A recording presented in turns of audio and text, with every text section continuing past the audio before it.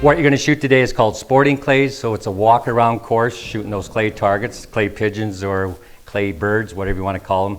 It'll take you about 2 hours to get through the layout. There'll be 10 stations. You'll shoot 5 shots at each of the stations. So one shooter will go and shoot 5, the next shooter shoot 5, and so forth. When you're done that station, then you go to the next station. It'll take 2 hours. Nickname with it is golf with a shotgun. Same, you go with the group, you keep score, but of course on sporting clays, you want to be the high scorer, not the low scorer. Okay? We have 68 machines on the whole layout now. There's 2 courses. One of the courses you'll shoot will be the green course today. It has 10 stations with 20 of those machines. Then maybe when you come out next time, we have a blue layout to the north. It has 14 stations and of course 2 machines at each of those. Each of those machines hold 400 clays, so each station holds 800 of those clay targets. Everything's wireless today, so when you come out, of course, there's no cords. You have a card that reads the targets in the unit, and it's wireless. So there's, like I say, no cords. So you can come out and shoot on your own now, so you don't need any friends. You can stop by, holler, pull, it'll launch the targets, and we can put a delay in it. Like 3 seconds, you push the button, then in 3 seconds she'll throw. She'll also throw on the sound of the gun too. So it's the latest of technology we have with the units. Number one, another important thing, make sure you have glasses of some sort, so sunglasses, safety glasses. We have safety glasses there. Reading glasses work, some kind of glasses for protection on your eyes, and hearing protection. We do have plugs and muffs. At all times you need to wear them, so if you're not shooting, you still wear them because you're going to be back just from the shooter at that point, so keep them on at all times. Number one thing, of course, handling a firearm is safety. So anytime you pick up a gun, any kind of gun, you always want to keep this end of the gun, the muzzle barrel, pointed away from everyone. So anytime you pick a gun up out of the gun case or out of your cabinet or someone hands you a gun, make sure this end's pointed away from everyone. Number 2 is to open up the action of the gun. The action, of course, is where you load your shells. This particular gun's called an over and under. There's a top barrel, bottom barrel. They get their name over under. Or it's also called a break gun, where it breaks in the center. To open up the action for this particular gun, there's a lever at the back, so if the gun's closed, you just push the lever to the right and the gun will open. Okay, and that'll be a safe gun. So number 1, muzzle barrel pointed away, action's always open. Just a reminder, you will have an instructor with each of the groups, so if you're not familiar with the gun at all or have any problems or whatever, always ask them at that time. But muzzle pointed away, action open. After you've got the gun loaded, say the gun was loaded, you'll close the gun, of course. Keep your finger off the trigger till you're ready to shoot. A common error is people like, for whatever it says gun, pull trigger. So they load it, they put their finger on the trigger, then they like to close it. That's a common error. And if you have any pressure there, the gun will go off. So load, close, position how you want to shoot, move your finger to the trigger, then you'll holler, pull. Someone in your group will push the button or the instructor will push the button to release the clay. But one more time, muzzle pointed away, action's open, load only in the shooting stand. So there'll be a shooting stand there. There's 2 uprights where the gun goes through the opening.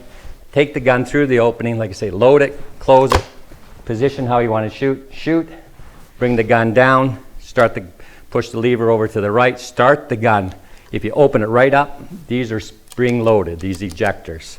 So if you're looking at it, they're going to hit you right there because they kick out pretty fast, okay? You can put your hand over or just tell the instructor, he or she will put the hand over to catch the empties. So just remember, after you open it up, they're going to come out. They're not hot, but they're coming out fairly fast. Okay, after you've shot now, of course you'll reload and shoot till you've done your 5 shots. Handling the gun, okay, of course there's right-handed shooters and left-handed shooters. So I'll talk right-handed. If you're left-handed, just reverse what I say. So right-handed shooters, shoulder width of your feet, left foot's ahead of your right. You'll have more weight on this left leg, being a right-handed shooter, so you're gonna lean into the shot. Shotgun's known for recoil, so that of course kick onto your shoulder. So you want your upper half of the body from your top of your head to your middle of your waist, you're gonna lean forward. Firm grip with your right hand here in front of this piece of wood called a stock. So your main grip's here with your right hand, pulling into your shoulder. Snug into your shoulder. If it gets onto your muscle or bicep, that's where it starts to hurt, and that's where it can bruise. But your main grip's your right hand pulled in snug. To help create the pad here, you can raise your elbow up slightly, and that'll help create the pad, but pull it in snug with your right hand. Your left hand helps hold the gun up and supports the gun, but your main grip's pulled in snug. Your cheek comes onto the comb of the gun here, so this part pushes on into your cheekbone. When it's into your cheekbone, hopefully your right eye will line along the top. Most of the guns will have two beads. There's a center bead and a front bead. When those two beads are lined up, the gun will shoot straight. We hope, anyway. Okay, so line those up. So your head's going to come onto this comb of the part here. The comb pushes here. Keep your head straight. Don't cock it to the side. So if this was the comb, you want it coming straight. So you want it straight down, not sideways. Okay, so straight down, lining the two beads up. The beads are there for reference only. Once they're lined up, then your focus goes out to the clay. Okay, so into your shoulder. Right eye looking. If you can't line with your right eye, close your left. If you can't close your left, then you might have to shoot left-handed. So whatever shoulder it's on, that's the eye you'll line up. Believe it or not, the odd person will cross over, looking across the top of the stock, wanting to look with their left eye. And that's just an eye dominance, but I won't get into that. You could ask the instructors on that about eye dominance. But whatever shoulder's on, make sure that's the eye you sight along the top. We do have two loads. If you haven't shot before, I can mention to the instructors or the guides, just shoot the lighter load. There's a feather light load that's only 50% less recoil.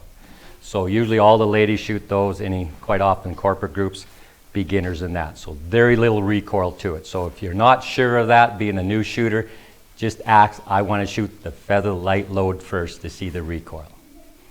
Okay, so juniors shoot that too. So when we do all our school groups and that's the shell they're shooting.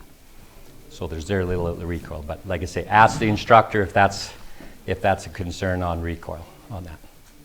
Okay, now the targets that are presented, you'll have targets that'll come towards you, so you'll have targets climbing and they'll hit a peak. Right at their apex, that's a good time to shoot them. They'll kind of be stopped right there. If you're slow in shooting, the target's going to drop. Make sure you get underneath it. So you gotta remember, you gotta shoot where the target's headed, not where it was. So targets that come up, shoot right at the apex, time it right. Targets that cross, keep the gun moving and in front of the clay. So they'll come across, keep the gun swinging through. If you shoot where it was, the target's here, now you'll shoot behind. You'll also have targets that come from behind you, so you want to come down through the flight of the clay, so keep the gun moving. Watch the shooters within your group. If they're hitting the targets, they've done it right, and if they've missed them, learn from what they did wrong. Okay?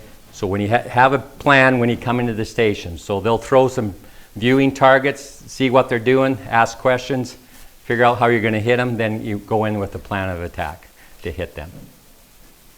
So these are the biggest they get. I wish they got bigger, but that's it. They do got a new color, they got pink. So that's the standard target. Then they come into a little smaller target called the 90. You do have that out there too. They're smaller. They break the same, they only look small.